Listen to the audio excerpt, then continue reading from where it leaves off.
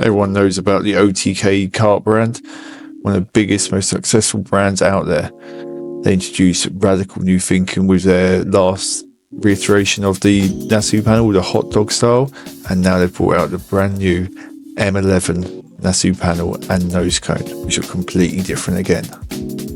The Tony Kart M7 style front Nasu panel came out in 2018. And it's quite funny because I was talking to my friend Seb on the way back from the Worlds at PFI, and we're saying that they haven't had an updated bodywork for a few years.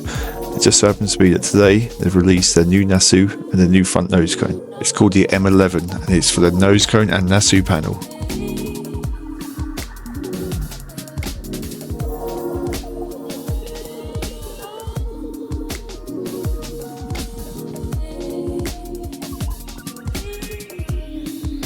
Taken from the Tony Kart website, the new M11 fairings.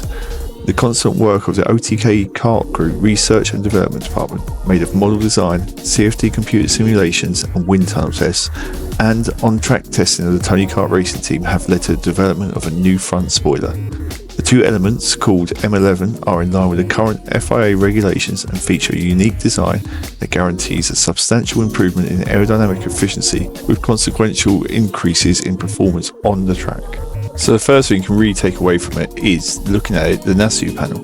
They've gone from the hot dog style Nasu panel, which even made it onto their rental cars, onto something which the British teams have been using, which is more like the KG 507 and 508 variants.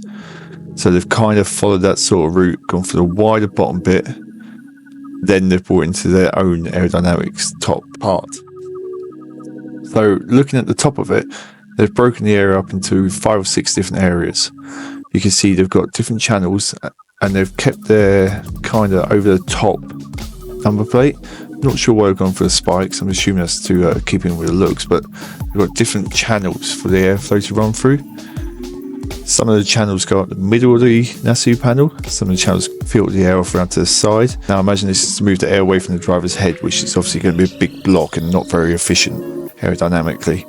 Now from this side view you can really see the strakes, and the channels actually filter out underneath the number plate as well. Also above the number plate you can see where it kind of takes key elements from the KG 508 and it kind of flicks the air up above the top of the driver's crash helmet. This is achieved by going into this hole here. There's a little slot here that comes out and pushes it above the driver's crash helmet. Back onto the M10, the front nose cone.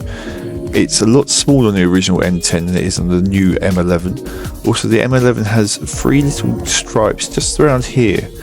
I would assume they're kind of like little winglets in a way, kind of like what you've got in the Nasu panel to direct the air around, probably away from the front wheels. So in conclusion, you can see what they've done, you can see what they're trying to do, trying to move the air around away from the driver to be more dynamic and more efficient. But I can't see it working in a direct drive class. Maybe in KZ class it might make a difference, but in direct drive they just don't go fast enough to do it. So is this going to be the new battleground in karting, all about the aero on the plastics? Now, little known fact, Arrow first pioneered this when they had their side pods with the big open holes